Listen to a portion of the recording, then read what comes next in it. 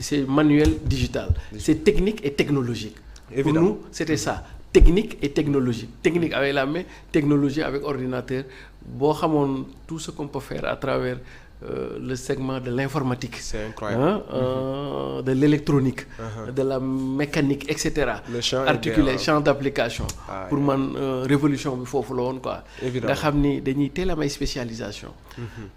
ñun ci sunu programme. À partir de CM2 nañu doon orienté élèves yi. mais dootuñu leen orienté bac. ou le entrée kii BFM. xam nga fi BFM ngay dem défi scientifique technique. Ça c'est vrai. voilà ñun suñu système bi ñu doon proposé Sénégalais yi. à partir de entrée en sixième. bu fekkee jàngalekat nga. à partir de 4 ans. di nga mën a xam élève bi lan mooy potentialité am. Ça c'est vrai. da ngay xam kii ci lan lay orienté lan mooy sensibilité am. Ça c'est di nga xam ni c'est technique. ou c'est théorique. en fonction de foofu nag nga koy yóbbu. te loolu maa ngi ko sàccee Allemagne. ba nga xam ni yow à partir de CM2. ngay commencer nekk ci affaire le temps que ngay am niveau bac. yow da ngay nekk déjà technicien sax. te yow génn ko. ça c'est vrai. loolu moo tax l'école allemande bi ñuy wax l'école allemande. mu am solo parce que ñoom bu ñu teelee détecté ne yow sa sensibilité affaire machine la. dañ lay teel a orienté ci machine yi. yow boo fa defee 6 ans 7 ans 8 ans. déjà avant ngay agsi bac. day fekk yow yaa ngi ci benn niveau. d'ouvrier qualifié. am nga prérequis. yow à partir de foofu sax. tu peux servir à l'entreprise déjà. tu es opérationnel. macha allah donc Allemagne yi noonu la ñuy kiiwee même les Scandinaves aussi noonu la ñuy def quoi. en tout cas y a des possibilités de joindre suñu système éducatif. Absolument. il faut beaucoup d'audace. aussi beaucoup de courage. et ce n'est pas ce qui manque à Ousmane Sonko et à Diomaye quoi. évidemment parce que d'ailleurs gis nañu ki nga xamante ni mooy le ministre de l'éducation nationale ak le ministre de l'enseignement supérieur nee nañu am na beaucoup de réformes yoo xamante ni bëgg nañ ko indi. appliquer ko ci éducation nationale d'ailleurs Guirassy la dernière fois bi muy def la ronde des écoles au niveau de Dakar. commençant par école bi nga xam ne foofu la jàngee mu ngi doon naan faaw ñu commencer informatiser li nga xamante ni mooy éducation bi su ko defee xale yi tàmm dès le bas âge à manipuler l'outil ordinateur parce que tey àdduna bi foofu la toll. donc on espère en tout cas avec votre concours avec li nga xamante ni mooy xalaatu les Sénégalais de ce genre là. et puis xam nga lan moo tax foofu xel mën fa dal te yaakaar mën fa am. mooy ñaari profil yi ñu jox. xam nga jàmbaar. ku immigré ku yàlla dimbali. nga génn. jànkoontoog yeneen réalité ñëwaat. dans les approches. mënoo bokk ak ko ku mësut a dem. te gisul affaire yi. sunu borom aussi dogal ñaar ñi ñu dénk sunu njàngale bi. sont des innovateurs nés. pour qui connaît Maba Guirassy. S'il n'était pas innovateur. il n'aurait jamais créé IAM. parce que avec le temps. su lay nettali les conditions historiques bi mu koy créer. amul sax ordinateur. avec 0 franc. ça c'est vrai. 0 franc. Il fallait faire de l'innovation. À l'époque s'inscrire dans ce qu'on appelle le management.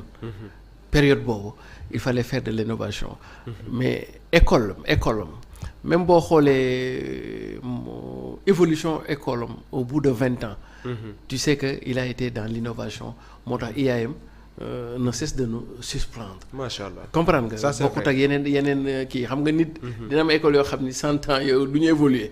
mais tu sens par la diversité des programmes par l'audace. une nette progression etc. une nette progression. et donc da lay leer ni loolu il faut faire de l'innovation. ça c'est vrai te wane na ko aussi bi mu duggee ci politique. ce qui fait la démarche de différence. entre un profil comme Moustapha Guirassy un profil comme docteur Abdourahmane Diouf. c'est que dans leur cœur de métier ils sont des innovateurs d'abord. léegi nag ñu jël innovation boobu apporter ko en politique. c'est pourquoi quand tu écoutes Moustapha Guirassy parler en politique. mais daf lay indil ay angle d'attaque. ay approche méthodologique yoo xam ni. ça c'est vrai c'est tout à fait inédit. on a l'habitude de. très bien et d'ailleurs une fois. maa ngi koy dégg muy expliquer. ne même par rapport au management. il nous faudrait réintégrer la religion. Disons la question de foi.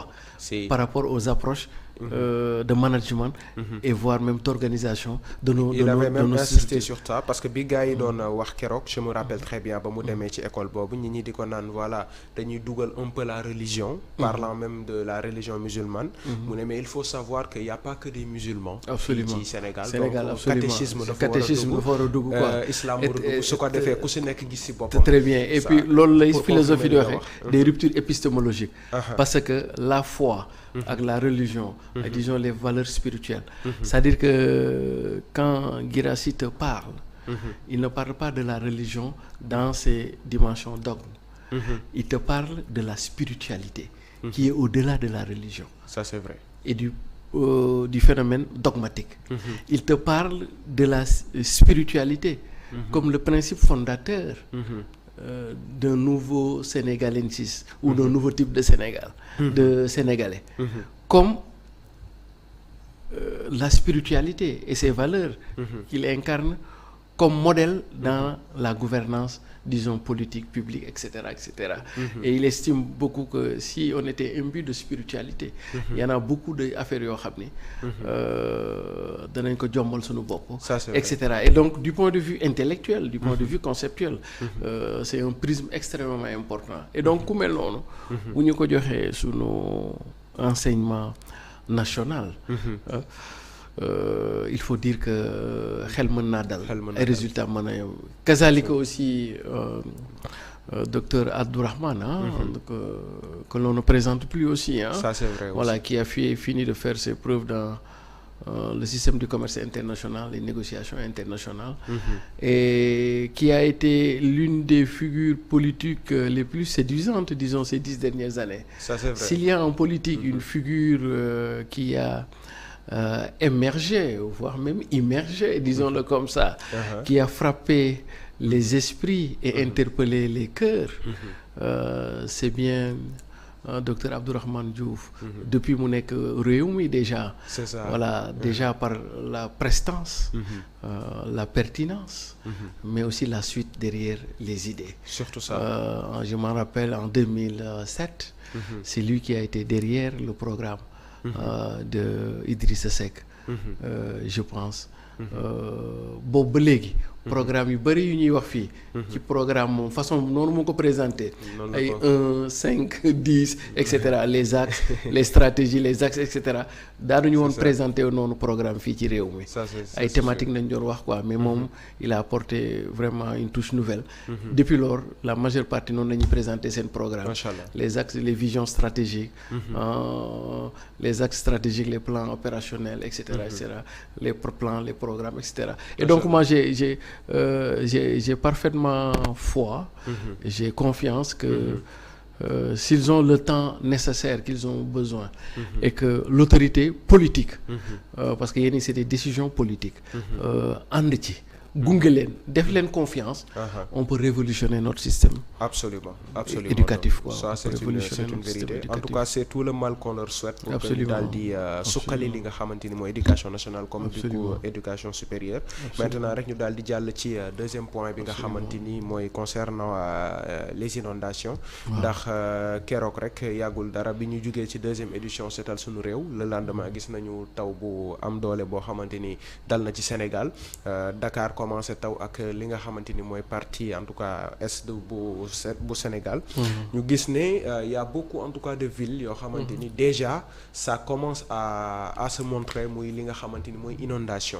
mu doon nag loo xam ne bettul kenn parce que gis nañu Sénégal ces dernières années ni mu mel ci côté hivernage.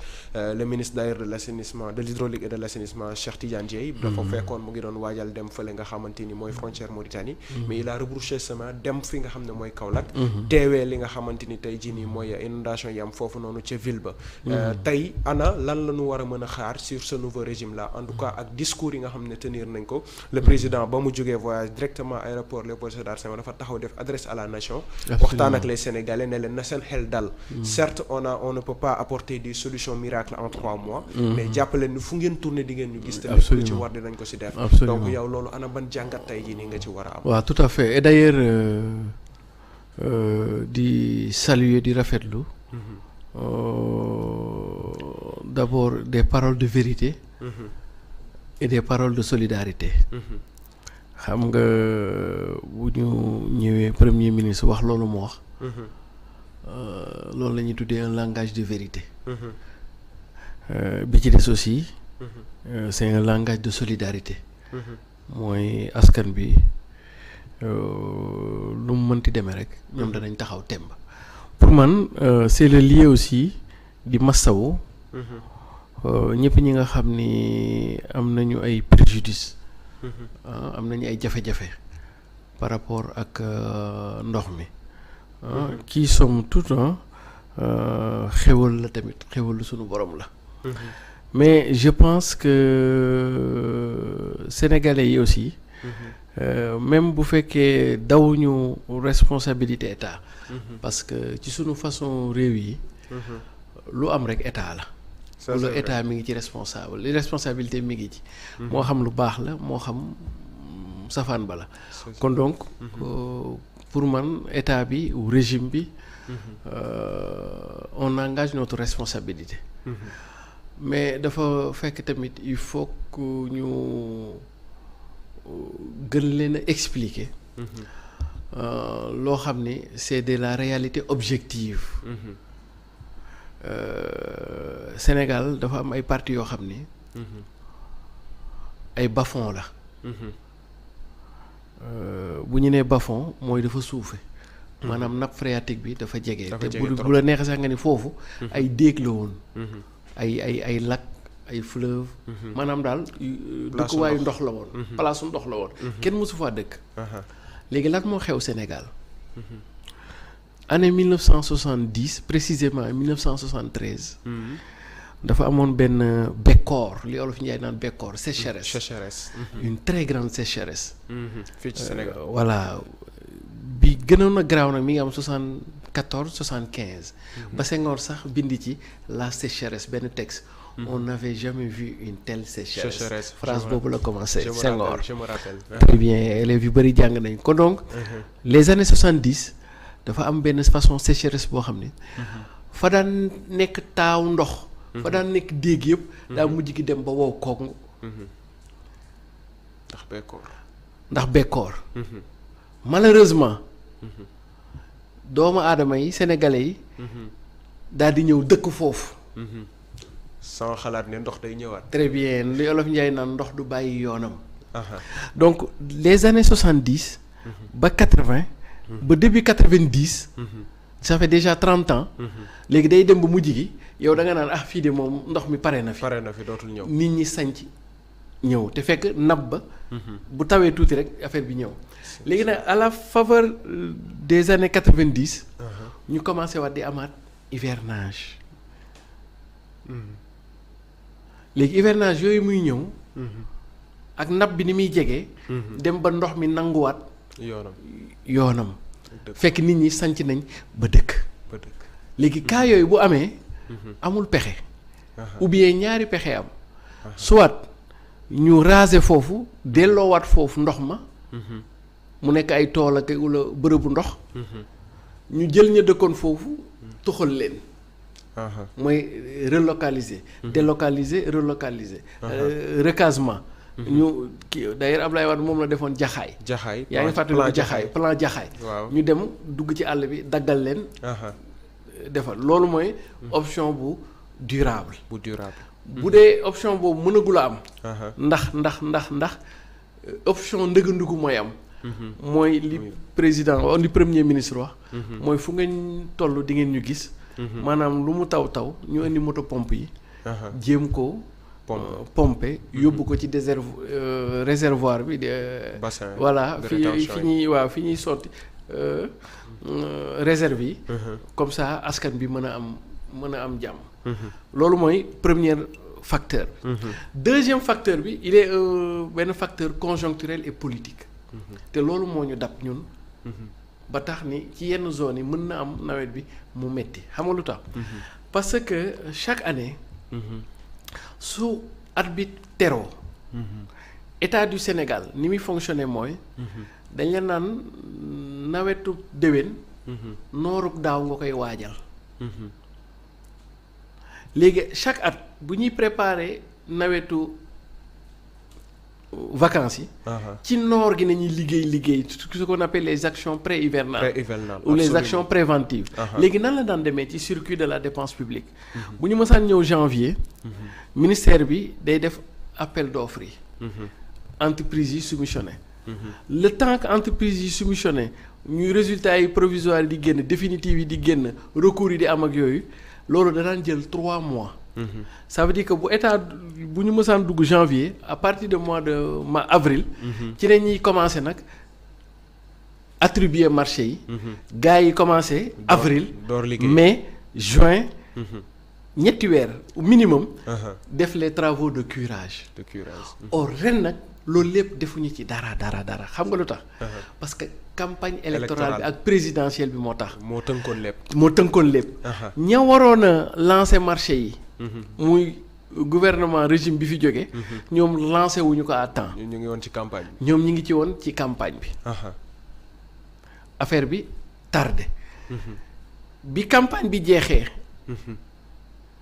ba ñuy installé waat régime bu bees muy ñëw. temps boobu nga war a defaat les procédures. déjà pour nga mën a joxe marché yi rek 3 mois day jot. mooy ci weer bi ñu nekk nii.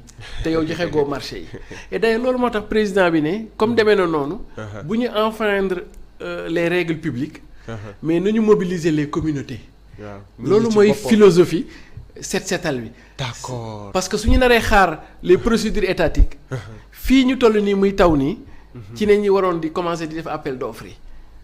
kon donc nañu continuer procédure bi mais ñu mobiliser les communautés xam ni lu état man communauté yi daanaka ñoom it buñ ci jàppee fu ko dàq et donc ñu lancer affaire bi mu demee noonu bi ci des mooy dafa am benn genre mafia bu am ci inondation ak nawet dafa am ñoo xam ni ñoom ci lii mooy seen traitu gerte. parce que pour ñoom. ay la yëwén bu ñu sañoon. inondation day am parce que inondation ci ne ñu amee xaalis xam nga ne nañu amee xaalis. te ci ne ñu am alal ren ba déwén. xam nga ne nañu amee alal. parce que su inondation amee situation yi commencé critique état du Sénégal dafay déclencher lu ñuy tuddee plan Orsec. Organisation des secours lan mooy plan Orsec. mooy léegi procédure réglementaire yi. ak procédure ni ñuy génnee xaalis. dañuy jël procédure yooyu teg ko nee. amul procédure. nekk dans l'action. ok gré à gré. koo yaakaar ni mën na ci dara mu ñëw liggéey nga fay ko léegi nag da ci am gars yoo xam ni foofu dañ ci daan sucré wu. parce que dañ daan def tout ba. état bi déclenché bu ñu déclenché. léegi nga dootul amati procédure yi. léegi nag marché à gré yi sans compter moto pompe parce que da ci am ñoo xam ne ci la état yi daan jënd moto pompe. da ngay gis ren da ngay jënd moto pompe bu déwén jotee nga jëndaat même moto pompe. comprendre ngay jël ay camion citerne ñi ñëw naan tonni na. di ngay jënd gasoil. di ngay fay nit ñi demee noonu. donc y avait une forme de mafia boo xam ni. absolument souvent da ci daa am ñoo xam ni. li leen daan gënal mooy na procédure yi yeex ba affaire yi dem ba taqarnaasi ba ñu déclencher léegi plan Orsec nga xam ne léegi règles yi dañ koy teg nële les gens se sucrent dem nañ sax ba ñu ñoo xam ni dañ ko daan def exprès di fàtt affaire yooyu mais bon yàlla dimbali nañu ba la procédure administrative comme li ma lay wax nii mi ngi suivre son cours mais population yi aussi jël nañ à bras le corps la question boo ci gisee ku nekk sa koñ. yaa ngi jéem loo mën. pour mën a curer. yóbbu affaire yi. ça c'est vrai aussi. Et donc peut-être que nawetu ren. ci inondation yi mën nañ ci bañ a am comme nañu ko bëggee. mais ce qui est sûr. mooy population bi du ñu tumuranke mukk. te du ñu jaaxle mukk. ci bañ a am état bu leen taxaw. le temps que fii ak déwén jot. ñu gën ko mën a préparer. la ca war yëpp ñu def ko. ba nga xam ni inondation bi du du mën a sonal askan bi quoi. Absolument. En tout cas, ce sont les actions yi nga xamante ni gis nañu ko donc c'est quand même très ingénieux comme ni nga ko waxee. Sachant que procédure administrative yi peut-être dafay yéex kii di Bassirou Diomaye Diakhar Faye son gouvernement daal di mobiliser le peuple sénégalais ci boppam. ñu daal di nekk sur le terrain et je pense que les Sénégalais le font avec beaucoup de plaisir et de fierté parce que gis nañu li nga xamante ni jot na xew première comme deuxième édition. te tey rek ñu ngi daal di gis ci communiqué conseil des ministres bi le président kii di que nañu waajal li nga xam ne mooy troisième édition bi nga xamante ni su ma juumul le 3 ak le 4 août la war a am. préciser gu ñu fan nag mais bon beaucoup disent que peut-être Kaolack lay doon mais on ne sait pas encore en tout cas. donc mu nekk benn affaire boo xam ne daal ñu ngi koy waajal maintenant toujours dans cette logique des actions entreprises par le nouveau gouvernement. weesu nañ les 100 jours yi nga xamante ni mooy les 100 premiers jours du régime de Diomaye. léegi nag bi ñu ko génneeg léegi gis nañu pas mal de politiciens. de l'opposition yoo xamante ni génnee nañu seen xalaat. ñu si bëri nag nee nañu action yi baaxul am na ay mbir yoo xamante ne nanu ko defee waruñu ko woon defee noonu et que dafa gën a sax indi bekkoor ci dëkk bi si je peux utiliser ce terme là. donc il y a beaucoup de politiciens en tout cas yoo xam ne wax nañ ko mais quand même la population l'ironie est que la population ñoom ñu ngi acclamer. parce que gis nañu ay actions yoo xamante ni tey jii nii ñoom neex na leen te félicité nañ ko. donc yow en tant que leader góorgóorlu yow en tant que tey jii nii analyste en tout cas.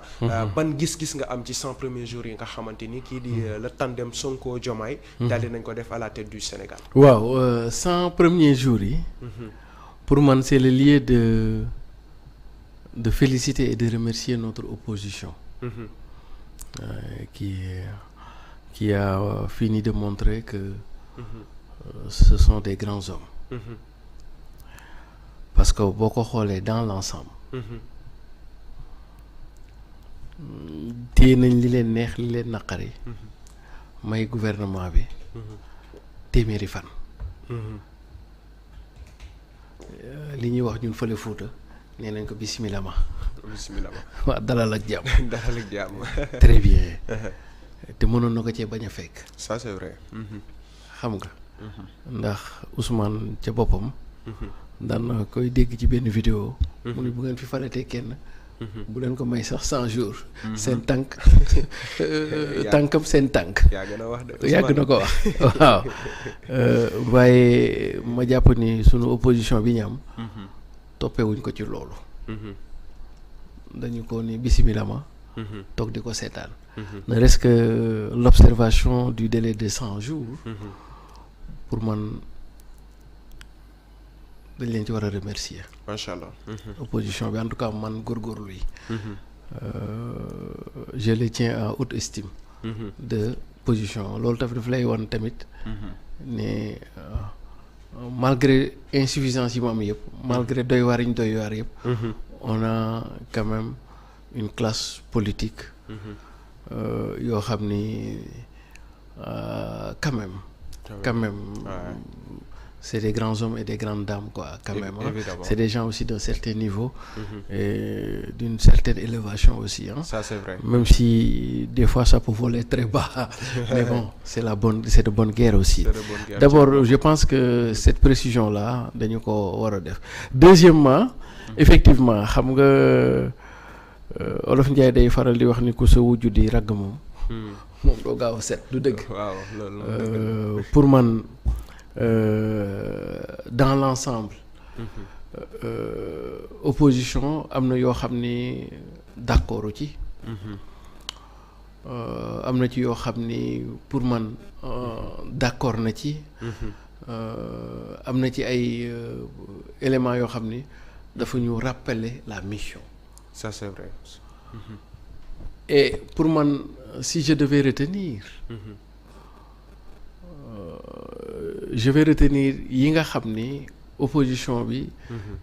am na ci convergence de vue ak le régime en place c'est-à-dire quoi sénégalais dañ leen a war a taxaw. ci bi ñuy def baisse des prix des denrées de première nécessité. Le pouvoir d'achat muy opposition muy parti au pouvoir ñun ñëpp xam nañ ni. loolu moom ay la yéwén affaire bu baax la. comprendre nga te loolu opposition bi comme pouvoir d'achat bi comme pour parti au pouvoir rafetlu nañ ko. Ça c'est vrai. bi ci des bi may bëgg a retenir loo xam ne du ma ko jàppee sax critique en soi. mais dama koy jàppale rek fàttali. ndax le rappel profite aux croyants ndax ñun ñëpp dañoo baataroon campagne am lu ñu waxoon sénégalais yi am lu ñu leen digoon bu ñu defee élection suñu borom dogal ñun ñu gagné Ousmane Sonko gagné Diomaye gagné te comme xel day fattu di am léeg-léeg ki lay kay fàttali mission bi ak yen bi ak diggé yi ku koy jooyanti pour man de kooku jërëjëf rek nga ko war a wax macha allah li woykat bi wax naan war nga ci di bàyyi xel voilà et ne pas se poser comme dans une forme d'adversité disons primaire quoi parce que voilà xam nga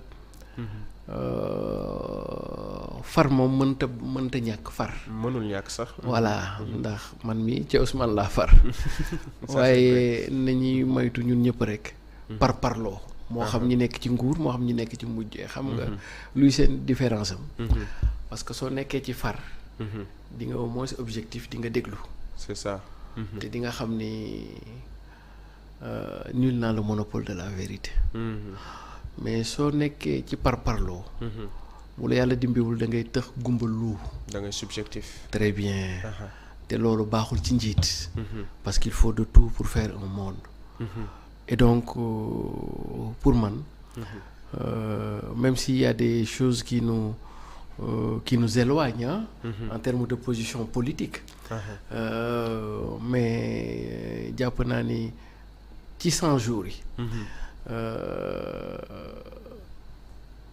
opposition bi fàttali nañu mission bi waaye ndokk ca lu ci bari ñi nekk ci nguur gi ñi ngi ciy jéemi pexe waaye nag peut-être que lépp matul d'abord ci li ma jàpp ci lu baax ci lu nguur gi di def ci 100 jours yi naam 100 jours téeméeri fan gàtt na gàttul gàtt na ndax dara xaju fi li azul la boo doon wax diggante 100 jours dara mënu fee ñor ba ñu koy màcc du dëgg wala ba ñu koy witti mais it ci 100 jours dana la jox ce qu'on appelle les tendances lourdes mën ngaa xam waa ji fa mu jëm fan la jëm ak fu mu bëgg waaw ndax ci téeméeri fan boo taalee sa oto jubal yoonu Saint-Louis bu ma neexee man la yow au nord nga jëm waaye boo jaaree yoonu centre mën naa njort ni yow côté Mbour Kaolack ak yooyu nga jëm boo wàccee ci suuf nag mën naa jàpp ni yow Ziguinchor Casamance Kolda Sédhiou nga jëm waaw léegi nag tendance bi loolu la lay wax le cap stratégique pour man le premier des caps stratégiques mooy gouvernement bi wane na volonté politique maanaam bëgg-bëgg ak yéene ça c'est sûr suñu borom nag mooy matal mais bëgg-bëgg ak pas-pas saytu nañ ko ak Pastef ñoom seen parti nu mu tudd Pastef akum Pastef wane nañu Pastef wane nañu góorgóorlu saf na fi sàpp sax waaw Pastef ak góorgóorlu xam nga loo am Pastef te góorgóorlu woo waaw Pastef ba dana des faaw mu am mélange waaw te looy góorgóorlu tamit te boolewu ci Pastef waaw góorgóorlu ba dana des pour man ñaari affaire yoo xam ne gouvernement bi wane na ko au-delà des résultats muy Pastef ak góorgóorlu maanaam il en veut da ngay sentir nit ñi bëgg nañu réussir dara ça se sent yéene bi et la volonté suffit à soulever les montagnes première chose maintenant deuxième chose effectivement ay la yëwén en 3 mois ubbi nañ front yu bari aussi il faut le dire ouais, ça, bon, c'est... d'abord sur le plan économique d'abord dafa am benn aspect boo xam ne Sénégalais yu bari bàyyiwuñ ci xel mooy la performance budgétaire gis nga tey jii le gouvernement bi def ci ñetti weer yi bi ci gën a am solo Sénégalais yi bàyyiwuñ ko xel du wàññi dund gi de am na solo du joyanti justice de am na solo mais am na lu ko gën a am solo pour man c'est la performance budgétaire ça c'est vrai comprends nga parce que sunu problème bi ñu am fondamentalement. On a un problème économique. Xam nga lan mooy performance budgétaire. dañoo fal gouvernement boo xam ne ci ñetti weer. xaalis duggul. Macky Sall ba ñu ko falee. 2012. lu mu njëkk a def dem seeti Sarkozy. mu jox ko lebal ko 80 milliards. Macky Sall 80 milliards la démarré. ñii bañ leen fale dañoo jóge ci élection. te ku jóge élection xam nga ni kees yi dara du fa def gars yi campagne nañ lépp. Ça c'est vrai. gars yi ñëw fekk ñu fi xaalis. mais performance budgétaire bi ñu def mooy. ci collecte recettes yi ñu waroon a collecter. li ñu prévoir woon ci loi des finances. gars yi romb nañ ko. exemple ñu waroon prévoir ci trimestre bi benn 1028 milliards. ñoom ñu dem ba am 1126 milliards. Ça c'est une performance. Performance presque de 3 à 4%. Une belle performance. Très bien. D'ailleurs sax loolu moo leen mën a permettre. ñu mën a def en face. yenn dépenses yi. te soo ko dee xool loolu mooy d'abord la performance macroéconomique. La tenue des finances publiques. Macha Allah. te loolu ça a été une performance inouïe. loolu nag mën na am njàngatam. ndax ñi ñuy jiite. seen cœur de métier. waaw l'impôt la c'est ça xam nañ ko dañuy mën a xam ni si xam na nañuy takkee sa biir. xam fan nga koy dem jëli. si vous le permettez Ousmane Sonko waxoon na ko. parce que je me rappelle en 2019 2017 comme ça am na benn interview bu mu def. ñu ni ko yow projet yi nga am pour Sénégal nii yëpp xaalis boobu noonu fan nga koy jëlee. la réponse a été fii Sénégal laa koy. très bien xaalis boobu nag. donc soxlawul ma koy lebi. mais fii très laa koy bien jëlee ici au Sénégal. naam sax dina am benn niveau bi dana ko dem lebi. mais pour l'essentiel. lu ci bëri mën naa jóge fii. dafa des ci réorganisation bi ñuy war a def. maanaam ñiy fay d'abord fay. ba pare ñu élargir sunu assiette yi. ba pare ñu nekk dans l'efficacité de la dépense publique. ñu nekk dans l'efficience de la dépense publique. c'est-à-dire que ñu wàññi yenn affaires yoo xam ne daanaka ay détails la quoi. ay dépenses de prestige. très bien voilà ci absolument kon donc lu bëri. mën nañ ko amee fii duñu ko jéggaay. mais bi ci des mooy c'est de la performance budgétaire. que yeneen performance yi mën a possible xam nga lu tax. parce que bu dee couverture maladie universelle. te président Macky Sall tuddee ko léegi couverture sanitaire universelle. État du Sénégal dafa ameeloon bor hôpitaux yi. lu toll ci 10 milliards. Ça c'est vrai. nguur gi fay na ko. te bu ko mënee fay. ca performance budgétaire yi mu defoon moo tax ma ne la moo gën a am solo. après mooy déterminer lépp. parce que mooy alimenter fépp. fépp. sunu doom yi étudiants yi. État du Sénégal da leen amaloon arriéré bourse. waaw 2023. kaas nañ ko ba sonn. très bien loolu mi ngi tolloon ci 24 milliards enveloppe boobu. gouvernement bi fay na ko. xale yi te déggoo leen ñuy jàmbat. waaw gëj nañ kaas nag bourse. très bien d'ailleurs sax bëgguñu ñuy wax parce que bëgguñu gars yi xam ni fayeeku nañ. waaw paa yi ak maire yi booy fayeeku nañ de. nañ ñëw géew de. waaw sax mais du jaay. booy ne léegi ñëpp jënd nañ li leen très bien du ñu bëgg sax ñu wax ñun non bul wax ju bëgg xaalis bëggul coow. et cetera. engrais bi. gouvernement bi dolliwaat na ci 20 milliards. muy ak 100 milliards yi. muy 120 milliards. soo xoolee opérateurs économiques yi ameloon nañ leen xaalis. presque enveloppe de 40 et quelques milliards. fay nañ leen ci. baisse des denrées de première nécessité. enveloppe bi 53 milliards la. waaw kon donc loolu lépp bu mënee possible ci période bi. performance budgétaire bi moo tax quoi. macha allah. très bien. donc sur le plan économique. et social. gouvernement bi def na ay jéego. maintenant sur le plan disons de la justice sociale. et de la vie des institutions. réforme bi ñu ou la assise de la justice yee ñu woote woon. ak lancement plateforme jubbanti.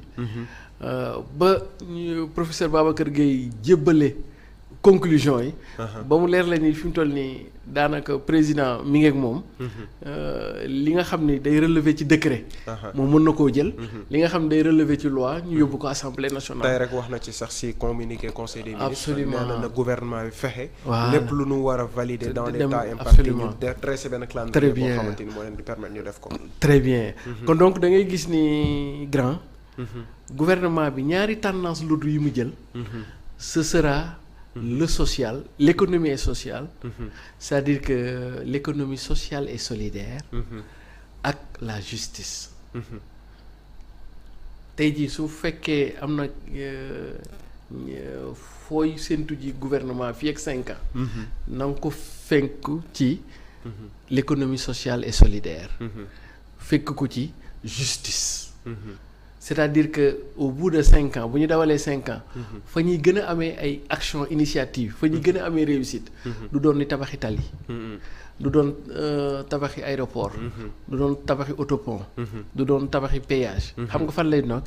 ci dans l'économie sociale et solidaire et dans les réformes justice. su ma nee économie sociale et solidaire. mooy le pouvoir d'achat des Sénégalais. waaw fii ak 5 ans yi. Sénégalais yi dinañ ko sentir lu bari. ci seen pouvoir très bien. même bu fekkee ndóol wàññeewul sax. mais njëkk yi. la ñuy am ñoom. dana attan li njëkk yi di dem. di jaar quoi est-ce que comprendre maanaam dëkk bi dana xaw a oyof trop. surtout avec les mécanismes de solidarité. bi ci des mooy justice. kumba am ndey ak kumba amul ndey. mu jeex kooku fii ak 5 ans yi. daanaka sénégalais yi dinañ ci sentir ni. du parce que yow homme de tenue nga rek. lu la neex nga may def. du yow parce que ci nguur yi nga far rek. yow lu la neex ngay def. ça veut dire que au moins fondamentaux yi dinañ ko yoon dana fi nekk ak pour ñëpp. sans pour autant mu am kumba am ndey. ak kumba amul ndey. absolument donc loolu mu nekk aussi lu am solo en tout cas analyse bi nga def nii amaana ñu bëri ci sénégalais dañu ko def muy performance budgétaire bi nga wax nii parce que loolu bëri na sénégalais yu bëri amaana seen xel demu ci parce que lu ci mel ni rek wàññi mburu pain bi l'État investit chaque jour 160 millions de francs CFA pour rek mu mën a jar 150 francs et pourtant les sénégalais peut-être duñu comprendre fan la xaalis boobu noonu di jóge mais li nga wax nii dafa am solo parce que déggoon nañ fi ay waxu eurobond ñu bëri ne non Diomaye dafa dem lebi mais quand même bëri na ay